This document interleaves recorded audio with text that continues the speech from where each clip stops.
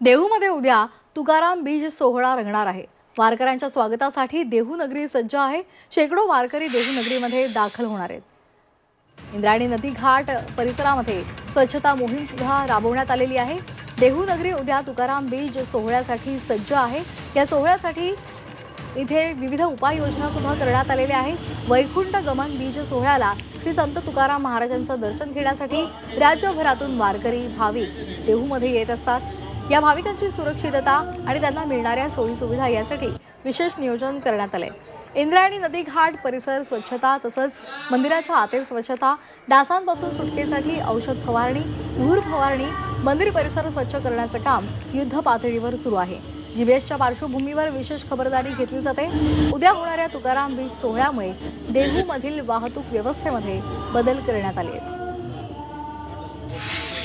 जीबीएसच्या अनुषंगाने आपण प्रत्येक आरोधारकांना देखील नोटीस इश्यू केलेल्या आहेत आणि त्यांचे देखील पाणी टेस्टिंगचे जे काही रिपोर्ट आहेत ते रिपोर्ट आपण दाखल करून घेतलेले आहेत। त्याचबरोबर गाथा मंदिर असेल किंवा मुख्य मंदिर आहे या ठिकाणच्या पाण्याचे सॅम्पल देखील आपण स्वतः घेऊन नगरपंचायतीमार्फत ते टेस्टिंगसाठी पाठवण्यात आलेले आहेत।